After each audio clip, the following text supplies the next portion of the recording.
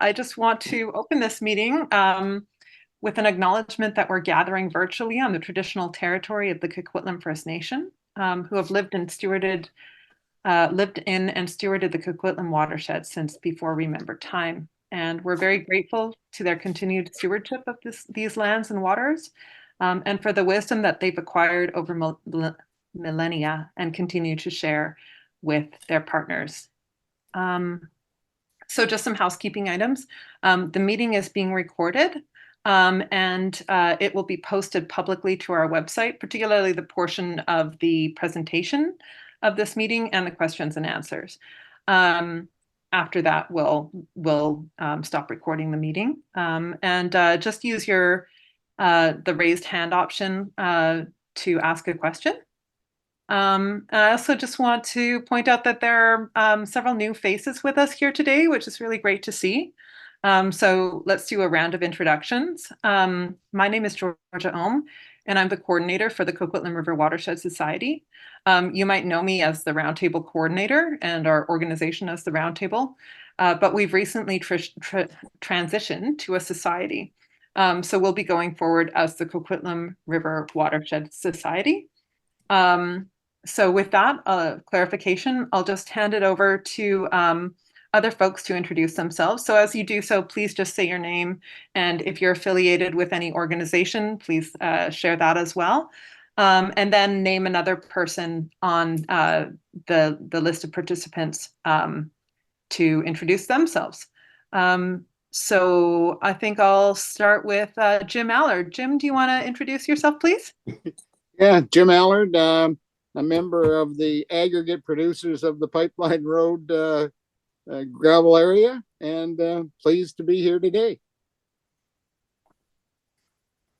And maybe I'll just suggest Isaac go next. Yeah, my name is Isaac Nelson. I work for the Department of Fisheries and Oceans as a community advisor to north of the Fraser. And I think we saw Jacqueline Chan. Yeah, my name's Jacqueline. I'm the communications coordinator for the Coquitlam River Watershed Society. Margaret. Hello, I'm Margaret Birch. I'm providing the support to the Coquitlam River Watershed Society, and happy to be here tonight.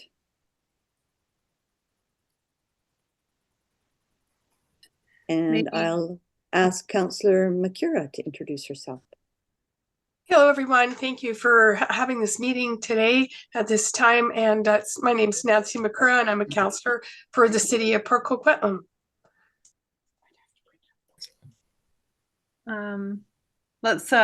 Mitch, would you like to introduce yourself, please?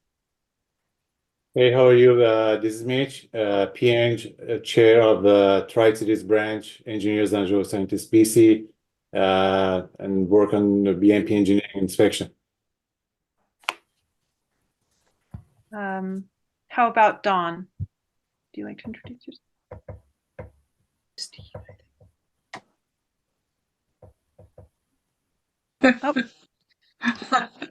Sorry. Hi, everyone.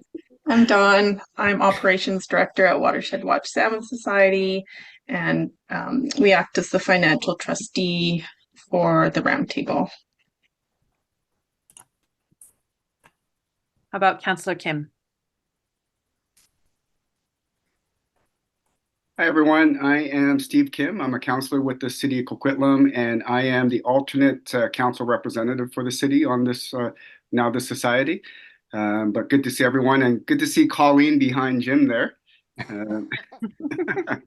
But hope you're all having a good day. Cheers. She's going to be raising some hell later, Steve.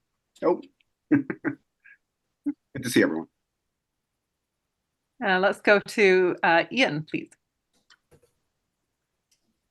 Yeah, hi everybody, Ian Rogalski. I'm with Environment and Climate Change Canada for now until I'm spun off into the nascent Canada Water Agency and developing and implementing what we're going to be calling in the not too distant future a Fraser River Freshwater Ecosystem Initiative. So I'm engaging with a whole bunch of groups like yourselves, and looking forward to making some connections here and seeing where the Canada Water Agency and the Fraser programming that we're developing and implementing here can play a part in things. How about Bonnie, please?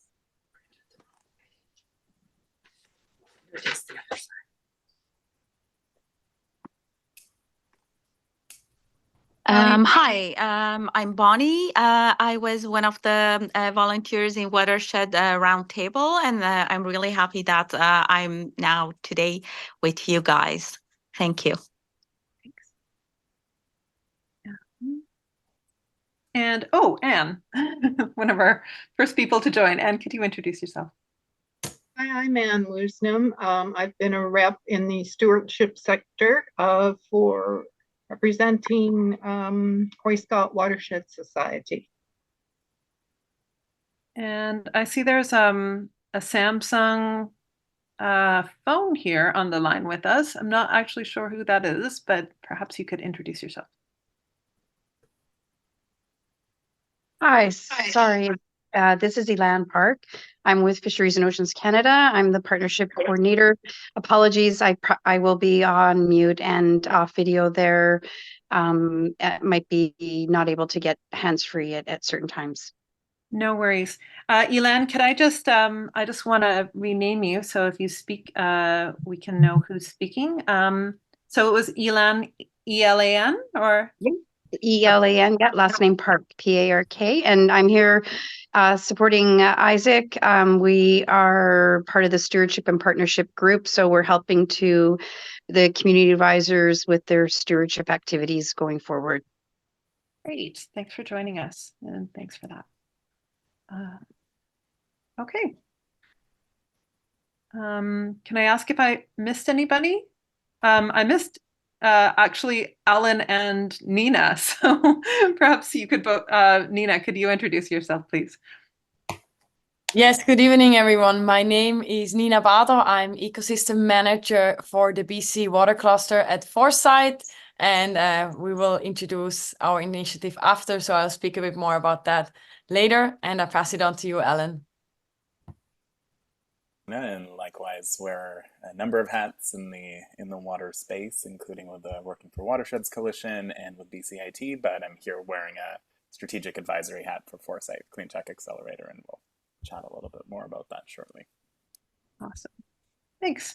Jenny, I see you have your hand up. I just thought I'd introduce myself. Oh, thank you. Yes. Sorry for struggling with logging in. Hi, I'm Jenny Tuff from the City of Coquitlam. I'm one of the staff leads that supports the society now from the city. Awesome. Thank you.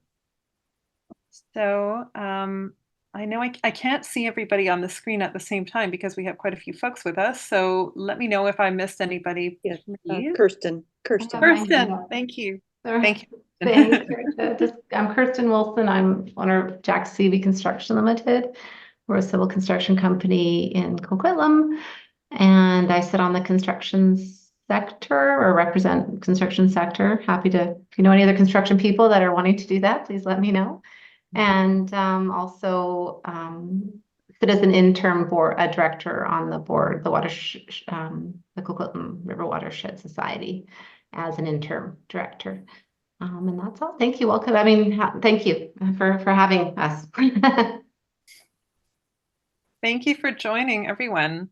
I think that's everyone, unless I've missed anyone at all at this point. But I think we've got everyone covered. So yeah, I want to say I'm really happy to see so many folks here. You know, people like Bonnie and Mitch and Ian. You know, it's really nice to be sort of broadening beyond our regular core committee and to be inviting some new community members into these meetings.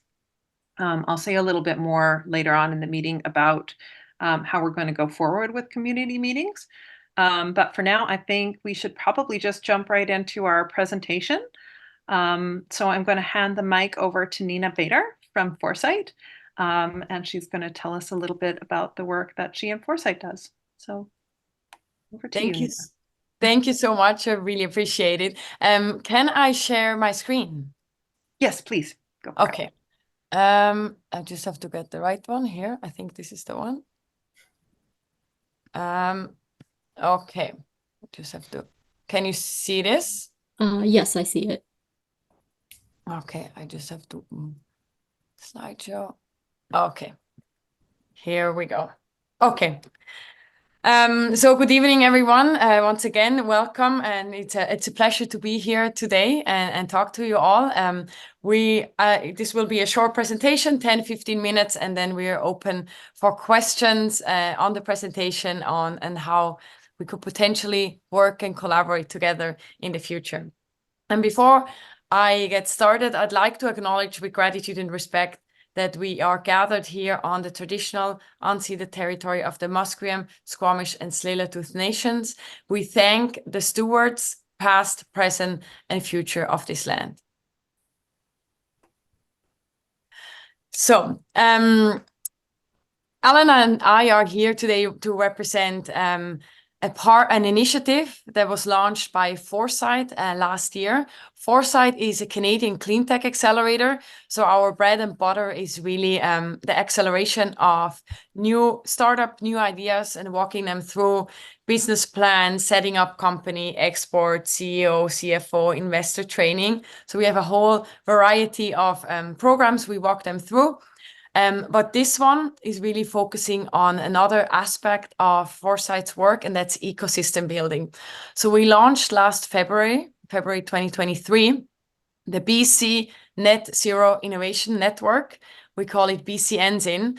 And our vision is really to enable BC and Canada to reach the 40% GHG reduction targets by 2030.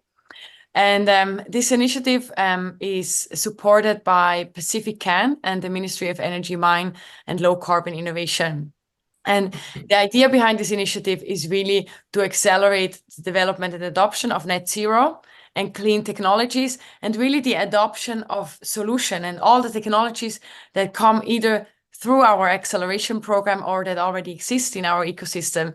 There are quite a lot of solutions already out there for the problems we're still facing. So this initiative is really focusing on programming, project, and the ecosystem development. The BCNZIN, we have launched 4 sectoral hubs last year. So one of them is water that we're talking about today, then forestry, bioeconomy, mining, and transportation. So we're building ecosystems within those clusters, but there's also a lot of cross-cluster collaboration. For example, water and mining, we have a lot of projects that we can work on together. And now diving a bit deeper in the water cluster, and the water tech in BC is really a growing ecosystem. That's one of the reasons we chose this cluster. We have more than 100 water and ocean technology companies working on a variety of solutions in different spaces. And it's a curse and a blessing that water is not in itself a sector. And you are all very, very well aware of that it touches so many different sectors. One of, I think Kirsten mentioned construction. That's probably not something people think of first when they think of water, but it really touches so many different sectors. So our cluster goal is really not only strengthening the development of BC's capacity for water solutions, but also the deployment of those solutions. So we want BC to be a place where water solutions are developed and then deployed across communities, utilities, and different industries. So over the past 12 months, Alan and I had lots of stakeholder conversations with people from all different kind of backgrounds. And we really narrowed it down what we want to focus on. We first started with a water and climate lens, a resource recovery lens, and the digital water lens. And those are still themes we work on. But through those conversations, we narrowed it down to 2 topics, 2 themes. And we're currently building working groups around those. And one is drought water technology. And we're aware that drought is a big conversation. It touches policy and regulatory conversations, but we really want to focus on what water technologies are out there that can improve our water use efficiency, water conservation, water monitoring. And this working group should really be a place where we can streamline all these conversations, bring them together, and really develop projects out of this working group. And the second one is decarbonizing water infrastructure, because first we're a net zero network, so we really want to focus on the decarbonizing aspect of our work as well. And a lot of people don't think about water and decarbonization has a clear connection, but I can go into a bit some projects we're looking at in this framework. And again, here we want to streamline conversations, especially with municipalities, utilities, communities, to bring them together and develop projects. And here, a bit more concrete. So what does that mean? What are projects? What could our potential projects we could look into or we're developing right now? Going back to the drought water technology, there we have been approached by a few municipalities and stakeholders on Vancouver Island regarding the impact that drought has in general on the ecosystem on Vancouver Island, but also how it affects, for example, in the case of Tofino, it's a problem that needs to be looked at from a tourism lens, because so many tourists come into town. With the Cowichan Regional District, the conversation was also around economic development. So that's a really concrete project we're looking at. What can we do on Vancouver Island? Can we develop a roadmap on water technologies in the drought context? So that's a concrete one, and that we also want to discuss during the working group, but we're very open to discuss other drought water technology projects within the framework of our working group, but also maybe of a part of today's conversation. And then the next one is about the decarbonization conversation I mentioned. One concrete project we're looking at is small and medium utilities net zero pathways roadmap, because in conversations with a lot of municipalities, we realized that net zero and decarbonizing, especially for small and medium utilities, is quite a challenge. There is not enough capacity, resources. So we really want to support utilities by creating a roadmap that they can take to their utilities and work with. And then coming out of this roadmap, we're hoping to have a few pilot projects or implementation projects of those technologies that we highlight in the roadmap. And again, here, part of today's conversation can also be around other decarbonizing water infrastructure projects. A third one is green infrastructure. There we are in conversation with the City of Vancouver for looking at a green infrastructure project. And here I can highlight a bit our role in such a project. If we are in conversation with the municipality, for example, we look at can we do partnership outreach? Can we bring other municipalities to the conversation? Can we support a funding application? Is there innovators in our network that could be part of such an application? What can we do to support this project, to push it over the finish line and bring capacity? We can bring quite some capacity also with our research and marketing team. And then the last point I wanted to mention it also for our conversation later.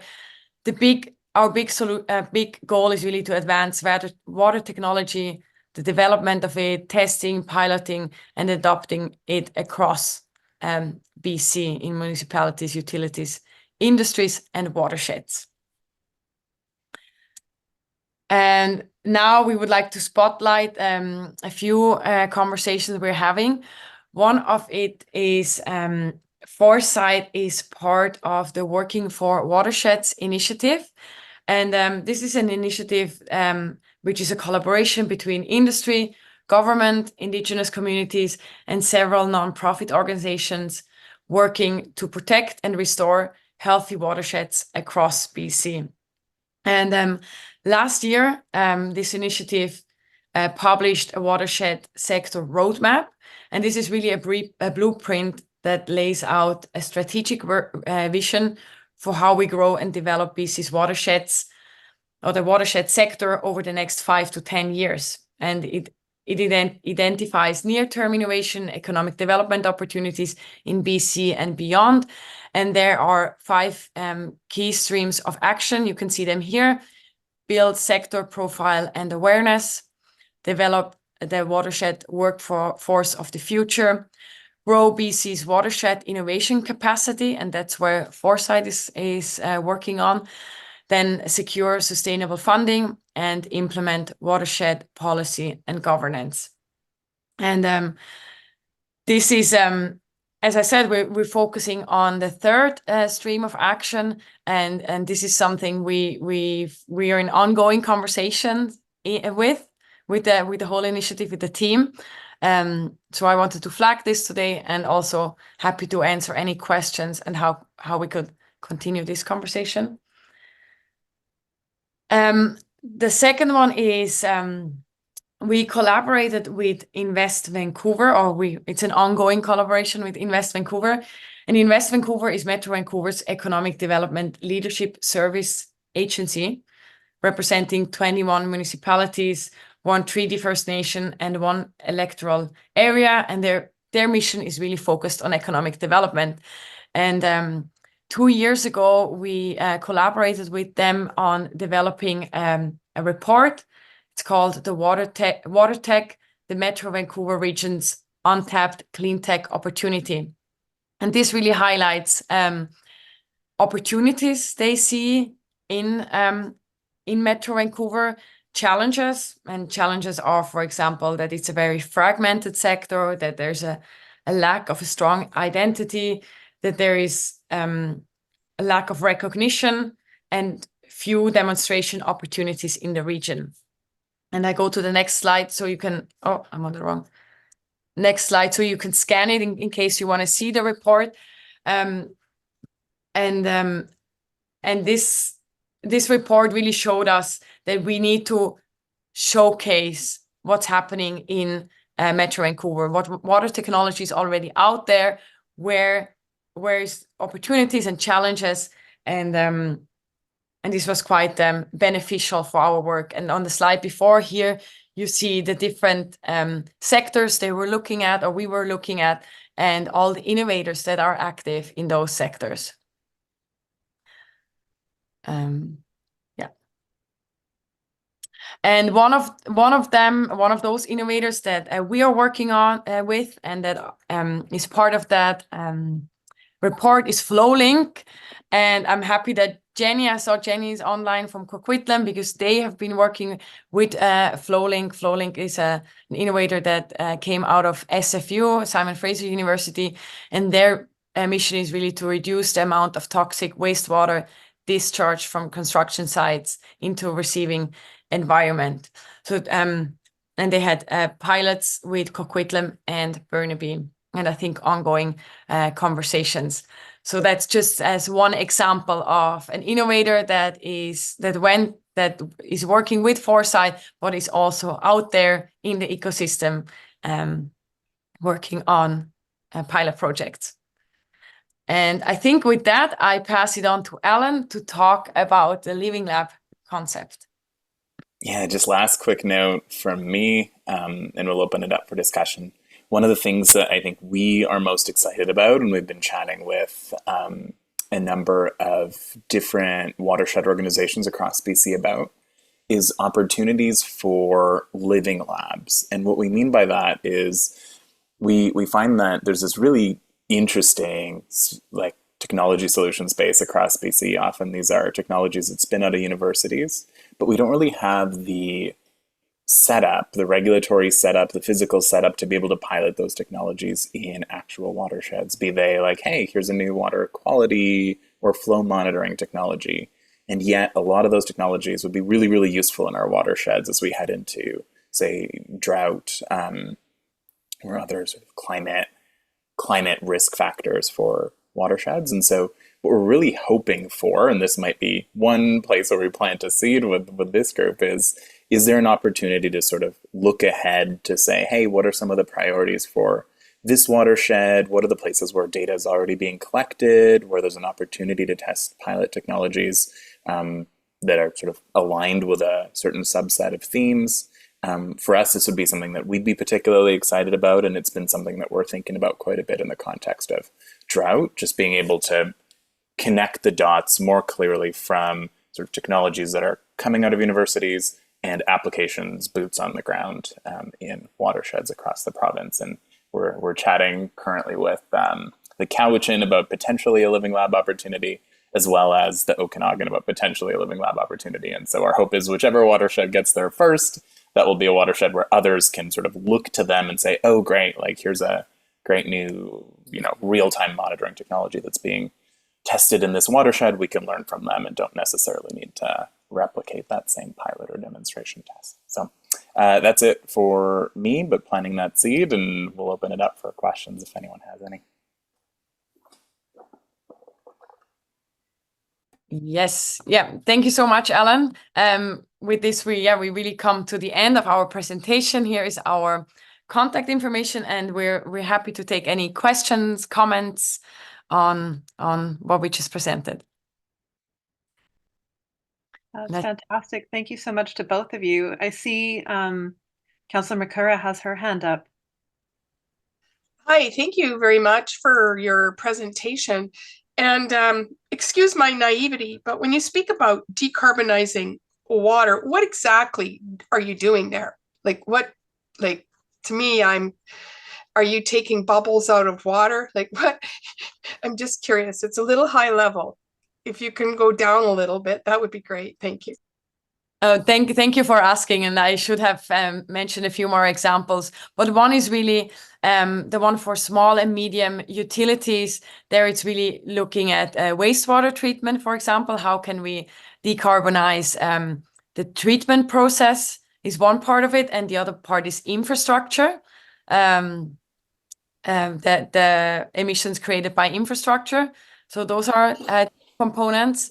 And then another project we're looking at is waste heat and thermal storage. I think that's in the context of decarbonization water as well. Alan, do you want to add any other?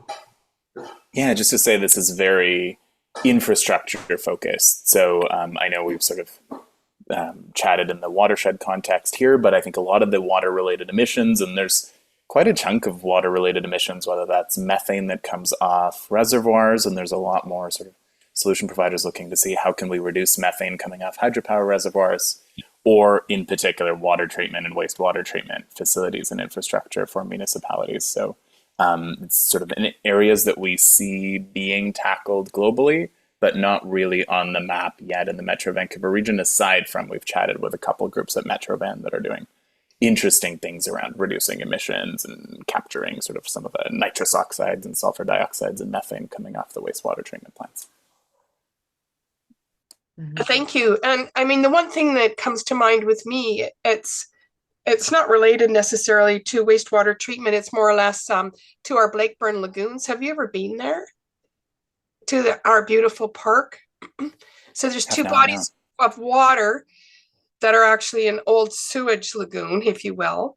So I noticed, and people noticed, that at certain times of the year, the water is like green, seriously green. Somebody thought that people had dumped paint in the water, but what it actually was something natural, and it's to do with the algae. And you might know where I'm going with this, but I guess it's actually quite a toxic substance that is bad for pets and whatnot. So I pulled up something from my email previous, and it says it's possibly blue-green algae called cyanobacteria. And it's microorganisms naturally present in lakes and streams, usually present in low numbers and can rapidly increase in warm, shallow undisturbed surface water that gets lots of sun.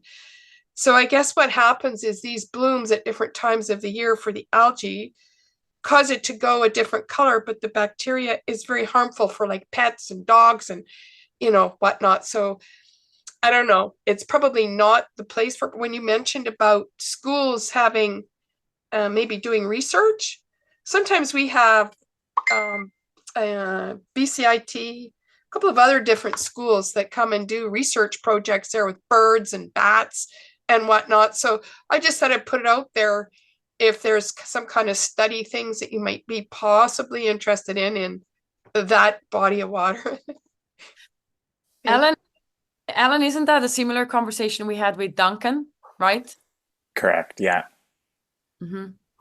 Eutrophication issues are definitely a big challenge, especially for some of these shallow lakes or lagoons that don't have a lot of flow through water-wise. It's been an issue for a long time in Alberta, and especially these regions where there's a lot of farms around and there's fertilizer getting into the lakes. So we were chatting with them about potentially looking at, what are some of the solutions that are out there, and I think there's some low-hanging fruit.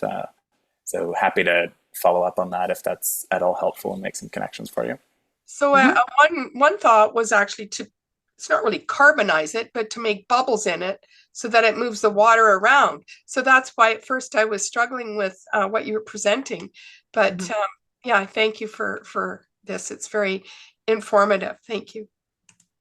Thank you, and happy to follow up on that blue-green algae discussion.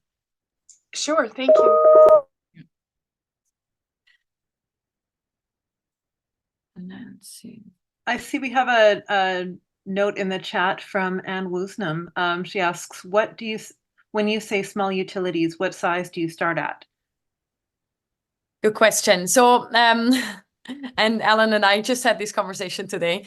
So, small, medium, I think medium, we said 50,000 and lower, and small, we would say 10,000 and smaller. And that being people served, or sorry, how? Habitat. We're just looking at municipalities, like in terms of just municipal sizes. There's not a really great database or repository in BC of like how many folks different facilities serve. So we're just going based on community size. We are doing some work with BC Water and Waste Association on this, and they've got a small water system network. So we're just trying to figure out, like, for small water system operators who tend to be very capacity constrained, how many of them are thinking about emissions at all, for how many of them isn't just focused on sort of keeping the facilities operational. So just trying to hit the sweet spot, but certainly like communities from 10,000 folks upwards to about 100,000. That's an area where we've seen, look, there's municipalities making emissions reduction commitments, but there's not necessarily the dot that's been connected to what emissions are coming from our water infrastructure and how do we reduce those. So that's where we're trying to do some research and road mapping work. Thank you. Margaret Birch has her hand up. Yeah. Thank you. In the conversation about the living lab concept and looking at opportunities, how do you, Alan, suggest the society, its members, its volunteers, participate in a living lab, or is this a living lab something that's led by a municipality, or is it both?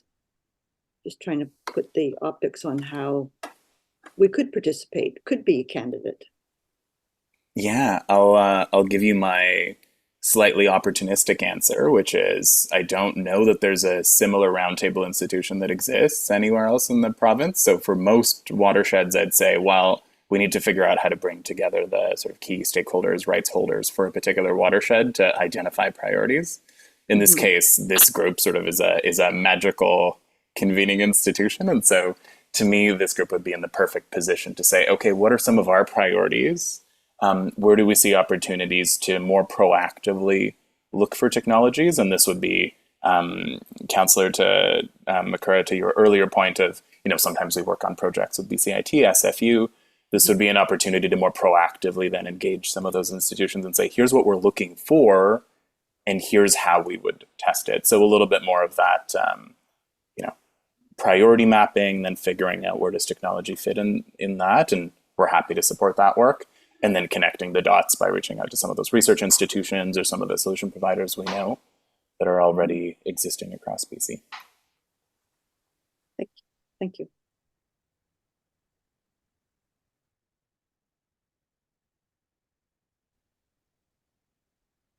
Are there any more questions to put to Nina and Ellen while they're here?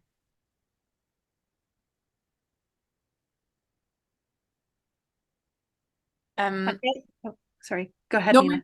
I just thought if like as a follow-up to this conversation, I know often we get all this information, and I can share our website in the chat as well, and please have a look.